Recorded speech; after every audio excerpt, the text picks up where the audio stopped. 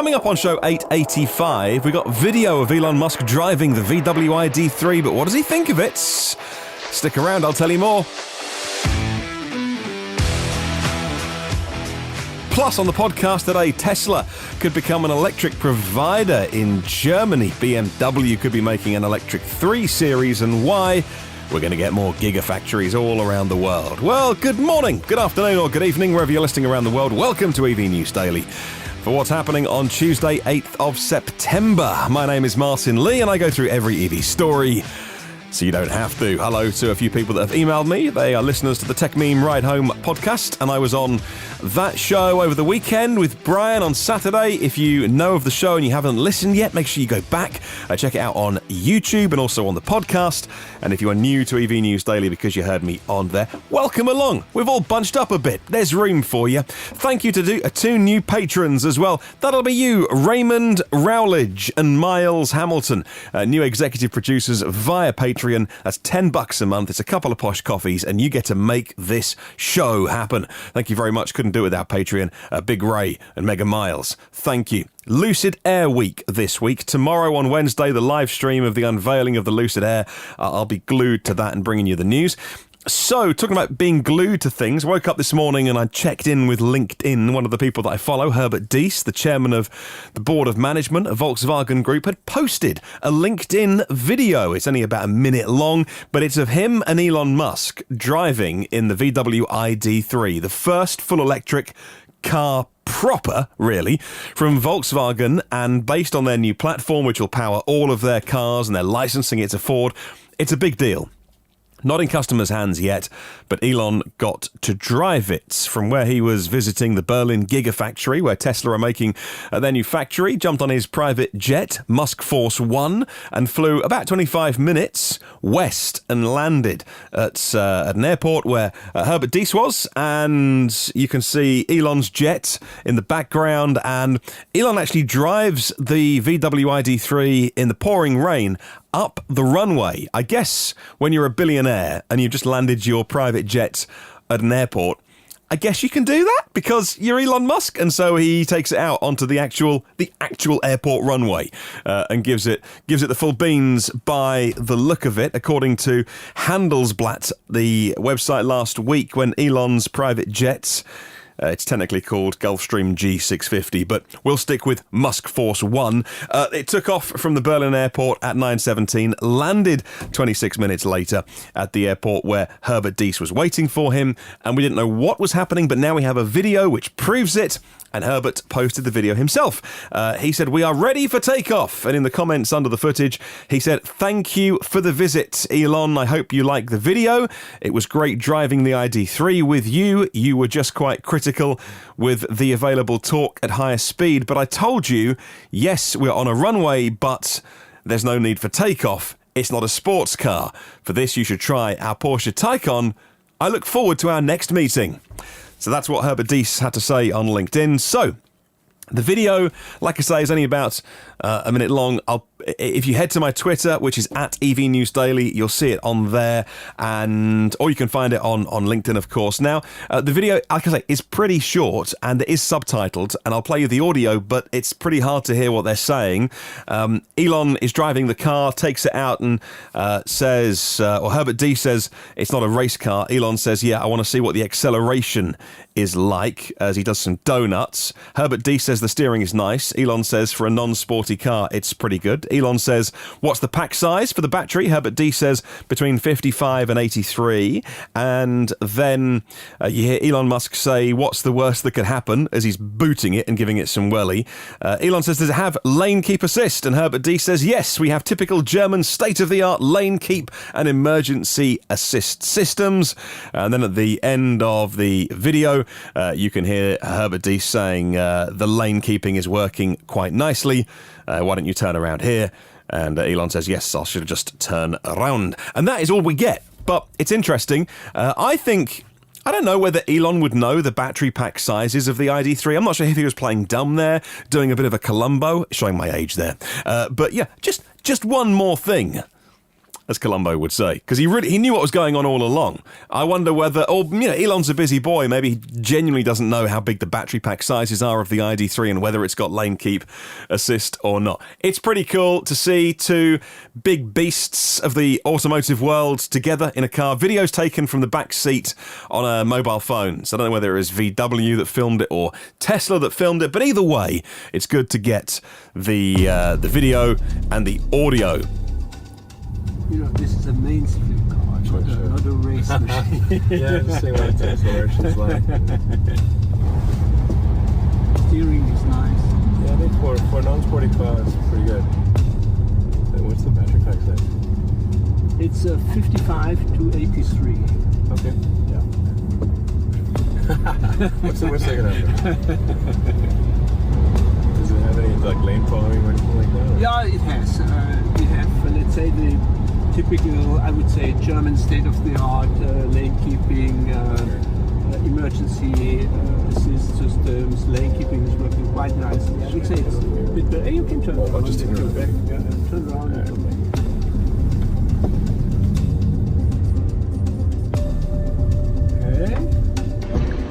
Now, Herbert Diess had to take to LinkedIn later in the day on Monday to deny speculation that was whipped up through the day that as the meeting was over 2 hours long, that they'd actually been thrashing out some ideas of maybe forms of collaboration between the two automakers. Herbert Diess said this later in the day on LinkedIn as a form of clarification.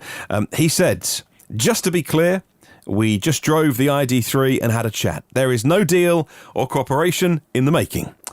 Well, he would say that, wouldn't he? No, I'm only being cheeky. Who knows? VW don't need Tesla, and Tesla don't need VW, but they are certainly two car companies that are rushing headlong into an electric future. And Herbert Diess has said some very praising things of Elon before in the past. Elon has reciprocated, said they talk often on the telephone, and I don't think Elon can say that of many other execs at auto groups. So I'll pop a link in the show notes if you want to read more. Now, while Elon was in Germany, you can betcha that Tesla were talking energy, and they're opening up a new battle on the energy front. Okay, so we all talk about the cars they're making, but what about where you buy your electricity from with your domestic supplier? Well, this could be across Western Europe because Tesla recently acquired a license that will enable them to trade electricity across the continent. And the company's been surveying customers in Germany recently, asking about whether they would sign up to Tesla Energy. According to Autoblog, it could open the way for Tesla to use power stored by customers in their cars to help balance the grid, an increasingly important service in Germany. Germany really are leading the way in terms of wind and solar in Western Europe. It was a long time ago when they rushed headlong into it, and they really did a great job of that. Now, I wish that here in Great Britain we would have done more earlier. We're the windiest country in Europe, but we are catching up quickly in terms of installed offshore and soon installed onshore wind power as well. And, certainly the last couple of years, a lot of investment going in, and that will continue as well. So we were all interested in powering our electric cars on renewables, but also we know that there are times when we need base load, whether that is nuclear, whether it's storage, because it's not windy and it's not sunny, and so we'll see. Or maybe it will be we are using the enormous installed battery capacity as part of the Tesla fleet to pull energy from. That leads into the next story that I dug out for you today because, I've been talking a little bit about Tesla Energy in Australia and Auto Bidder and these things over the last few weeks, but let's give it to you if you're a new listener to the podcast in just a couple of minutes' time. And this story really encapsulates what they're doing. In Australia, the Renewable Energy Agency just issued 8 million Aussie dollars in funding for the development of the largest virtual power plant in the country. That funding will be used by Tesla to install battery storage and solar for 3,000 residential consumers in South Australia, says the website smartenergy.com.au. Well, Tesla will install 5 kilowatts of rooftop solar on every house and have a 13.5 kilowatt hour power wall attached to every property. No cost at all to the tenants, to the residents of those properties. This phase of the plan supports Tesla's ambition to make themselves the world's largest virtual power plant. Now, this isn't using the energy in the cars. This is using attached domestic storage. Of course, if we use energy in our cars, we're looking at some sort of bi-directional vehicle-to-grid or vehicle-to-home connection.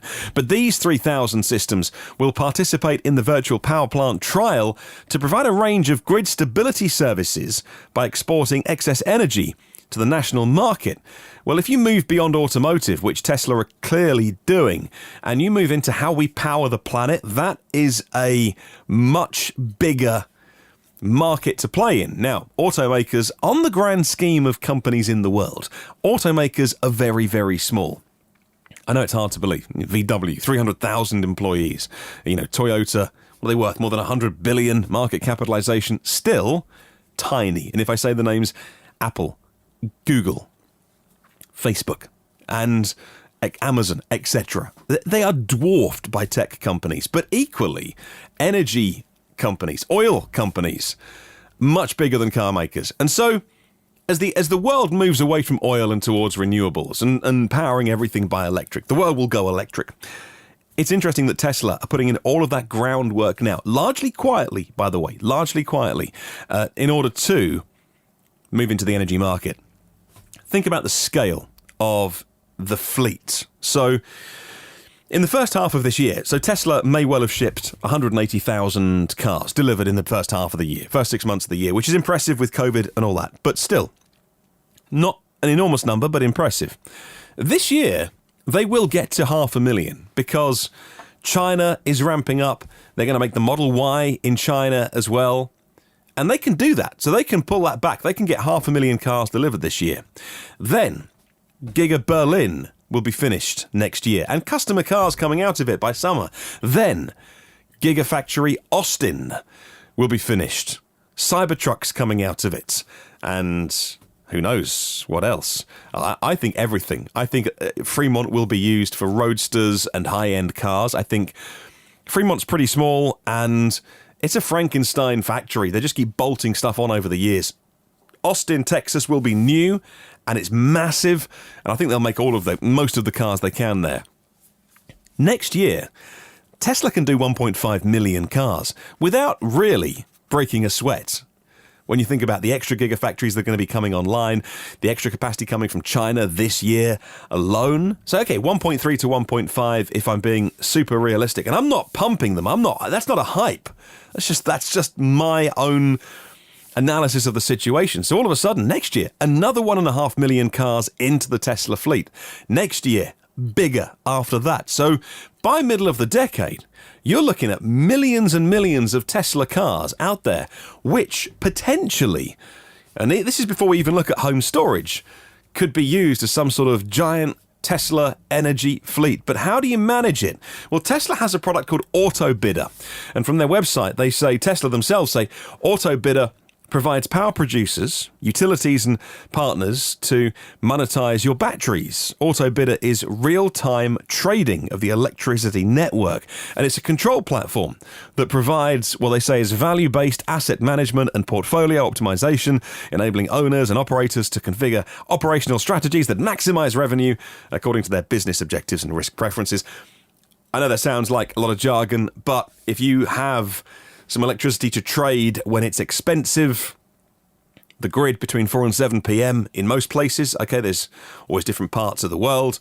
Obviously, sunny climates, you've got your aircon on all day, but generally, it's that afternoon peak. That's when electricity gets expensive. If you can come in and undercut the gas-powered stations, the coal, the nuclear, and say, right, we can put this much energy into the market for 3 hours, and it's going to cost this, and people are going to buy that, all of a sudden, the rush towards renewables because of storage makes so much sense. Maybe you'll say to Tesla, look, you can have, 10% of my battery because I know that I've got a 10-mile or 15-mile commute tomorrow and the car's got 400 miles range. So I don't need all that range. So I'll give you 10% and in return, I don't know, you get some discounts, you get some free electricity. And that's before we start talking about home solar and PV and home storage. So there you go. Fascinating developments over the last few days.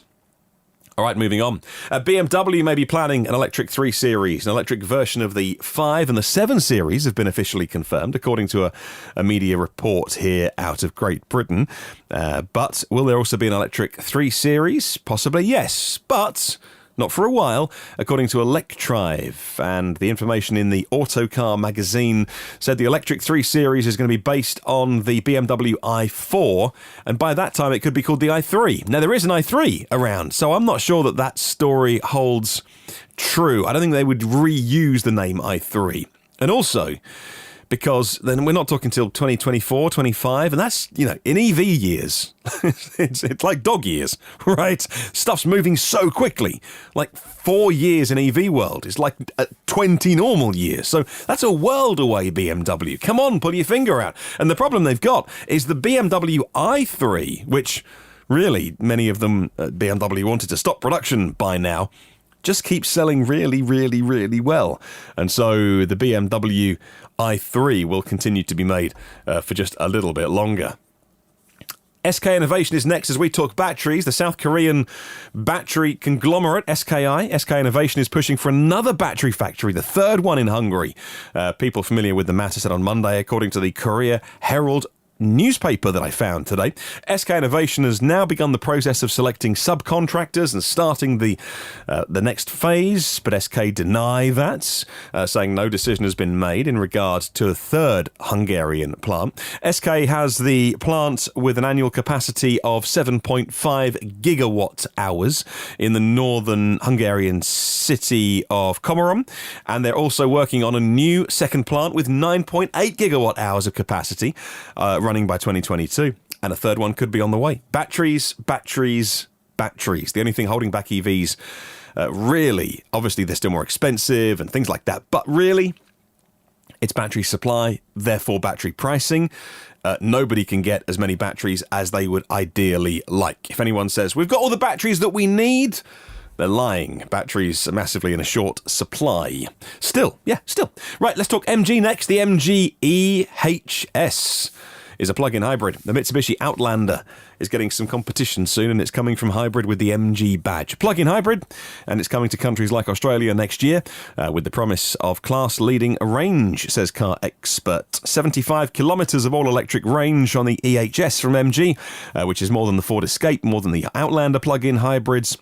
New Outlander coming, but not to the UK because Mitsubishi have pulled out of this market. And finally, electric vehicle users will no longer have to shuffle between apps and cards to pay the charge on different networks, with the launch of a new service enabling them to do so from a single app. Many of these schemes around the world, and it's great that we've finally got one here. Says the website Business Green, ZapPay is the name of it. ZapPay. Zappy is... Oh, no, Zappy something else. Don't say that. Zappy launches today with NG... It sounds the same, doesn't it? Okay. Zappy, but not Zappy, which you may know, but ZapPay, with Ngenie are launching the first network available, followed by a wave of partners in the autumn, including ESB, Charging, and Life and Hubstar. The new system was designed by ZapMap, which is an app that many people use to find nearby chargers. I'll pop a link in the show notes for you to find out more. And that is your show for today. Hope you enjoyed it. Thank you for listening. I'd love to hear from you now. What do you think of those stories, and what's your side of them? Yeah, you can email me anytime directly. My email address is hello at evnewsdaily.com. I've only been doing this for 885 shows. Thank you very much for listening as well. If you want to check out the YouTube audio, we don't put the video up, but just the audio on YouTube, just search EV News Daily and leave a comment. Thank you to our premium partners via Patreon as well. Phil Roberts of Electric Future. You, Avid Technology. Brad Crosby. Thank you, Brad. Porsche of the Village in Cincinnati. Audi of Cincinnati East. Volvo Cars of Cincinnati East. NationalCarCharging.com and AlohaCharge.com for your hardware in the US. If you want some chargers, you're looking at chargers, make sure you check it out. And Derek Riley from the EV Review Ireland YouTube channel, doing some brilliant reviews on there. Haven't got to be in Ireland to watch it, obvs, check it out. So, if you want to check out my socials, EV News Daily is what to search for to keep the conversation going until the next podcast. Have a wonderful day. I'll catch you tomorrow, and remember, there's no such thing as a self-charging hybrid.